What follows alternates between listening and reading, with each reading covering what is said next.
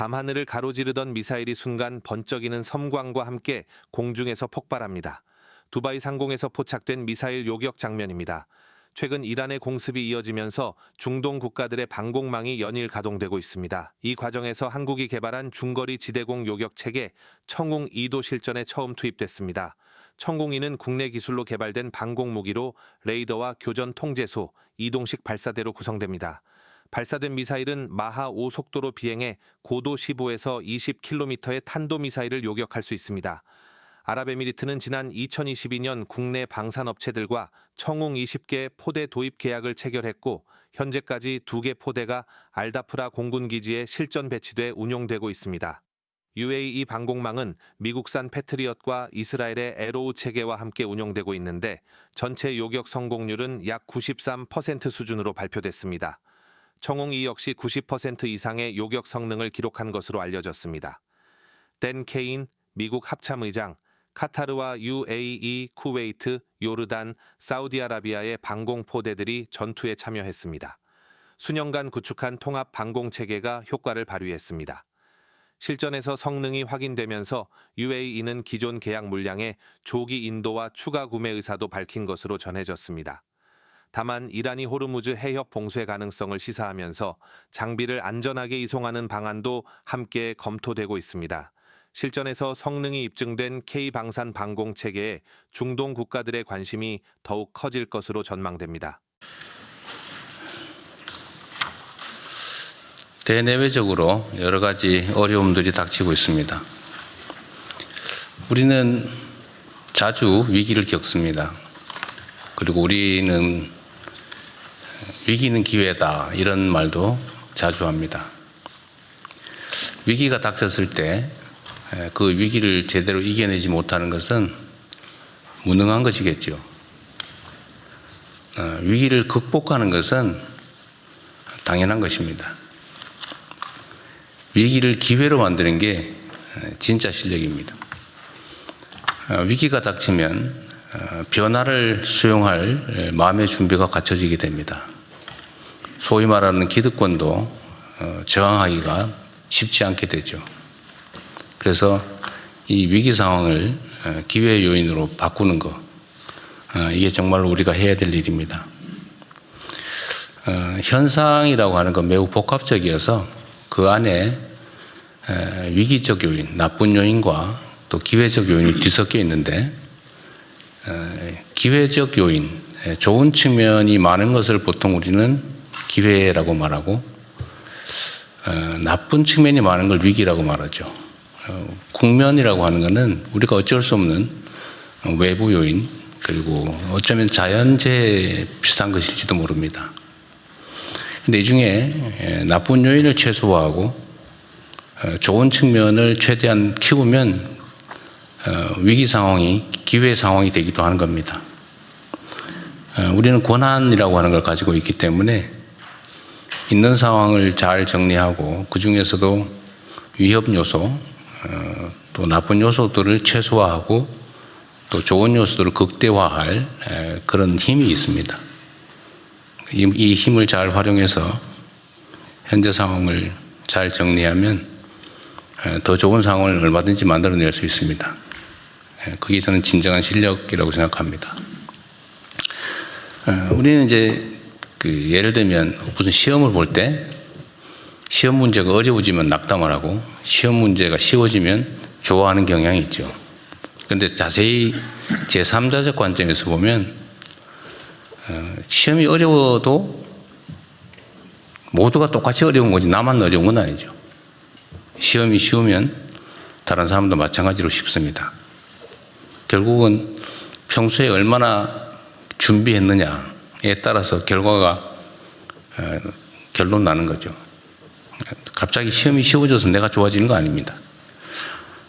지금의 국제 상황도 모든 국가들이 겪고 있습니다. 또 우리 뜻대로 그 상황을 피할 수도 없습니다. 그러면 결국은 피할 수 없으면 즐겨라 이런 말이 있는 것처럼 현재 상황을 냉철하게 잘 분석하고 수용하고 그 속에서 기회 요인을 극대화하면 오히려 우리가 더 나은 상황으로 나아갈 수 있다. 상대적인 것이라고 생각합니다. 그래서 우리 국무위원 여러분들의 역할이 그 어느 때보다도 중요합니다. 과거 어느 때보다도 더 절박하게 또 충실하게 최선을 다하면 지금의 상황을 더 나은 상황으로 만들 수 있다라는 게 저의 생각입니다. 아주 잘하고들 계신데 앞으로도 계속 최선을 다해 주기를 부탁드립니다. 중동 지역의 긴장이 심화되면서 에너지 수급, 해운 물류, 금융시장 등 세계 경제 전반으로 불확실성이 빠르게 확대되고 있습니다. 지금은 이러한 외부 충격이 민생과 경제산업에 미칠 영향을 최소화하는 데 모든 국가적인 역량을 총동원해야 되겠습니다. 가장 시급한 과제는 물가 안정입니다. 최근 유류비의 가파른 상승으로 화물 운송, 택배, 배달, 하우스 농가처럼 국민 실생활과 직결된 분야의 어려움이 가중되고 있습니다. 정부는 민생 현장의 이 같은 부담을 실질적으로 덜기 위한 정책을 적극적으로 발굴해서 신속하게 집행해 주시기 바랍니다. 석유 최고 가격제 집행, 에너지 세제 조정과 또 소비자 직접 지원을 포함해서 추가적인 금융, 재정 지원도 속도감 있게 검토해야 되겠습니다. 외부 요인을 완벽하게 통제하기는 어렵지만 다양한 정책 수단을 효과적으로 활용하면 국민 경제에 가해지는 압박을 충분히 낮출 수 있고 또 기회로 만들어낼 수 있을 것입니다. 비상한 상황인 만큼 기존 매뉴얼이나 정책을 뛰어넘는 방안과 속도로 시장의 불안 심리를 안정시켜야겠습니다. 어떤 상황에도 국민의 삶이 흔들리지 않도록 또 더 나은 상황으로 개선될 수 있도록 기민하고 선제적인 대처를 당부드립니다. 어제 새벽 UAE에 체류하던 우리 국민 203명이 전 세계로 귀국한 데 이어 오늘 새벽에는 카타르 비상항공편으로 우리 국민 322명이 무사히 입국했습니다. 환하게 웃으며 인사하는 귀국 국민과 가족들을 보니 저도 안심이 됩니다. 외교부의 노고가 컸는데 수고가 많으셨습니다. 또 전폭적으로 협력해 준 UAE와 카타르 정부에게도 감사 말씀을 드립니다. 주한미군이 포대라든지 방공무기를 일부 국외 반출하는 게 이제 논란이 되고 있는 것 같습니다. 우리 정부 입장에서는 이제 주한미군의 역할이 한반도 안정과 평화에 전적으로 기여하기를 기대하고 또 지금까지 그래 왔다고 생각합니다. 그런데 상황의 전개에 따라서 또 주한미군이 자국의 군사적 필요에 따라서 일부 방공무기를 반출하는 것에 대해서 우리는 반대 의견을 내고는 있지만 또 우리 의견대로도 전적으로 관철할 수 없는 것도 엄연한 현실입니다. 그런데 하나 생각해 봐야 될 것은 그로 인해서 우리 대북 억지 전략에 무슨 장애가 심하게 생기거나 그러느냐라고 묻는다면 저는 전적으로 그렇지 않다라고 말씀드릴 수 있습니다. 우리가 객관적으로 볼 때 대한민국의 군사 방위비 지출 수준은 전 세계적으로 봐도 매우 높습니다. 그리고 우리의 국방비 지출 수준, 총액 수준이 연간 국방비 지출 수준이 공식적으로 보면 북한의 1년 국민 총생산의 1.4배에 이른다는 통계도 있습니다. 우리의 국방비 지출이 북한의 연간 GDP보다 1.4배가 높다 그런 얘기죠. 그리고 객관적으로 국제기구가 평가하는 군사력 수준도 전 세계에서 5위로 평가될 정도로 대한민국의 군사 방위력 수준은 높습니다.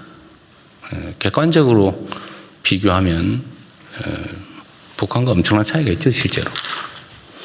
물론 거기에 이제 북한 핵이라고 하는 특별한 요소가 있기는 합니다만 재래식 전투 역량, 군사 역량으로 따지면 비교할 수 없을 정도로 압도적이다라는 건 분명합니다.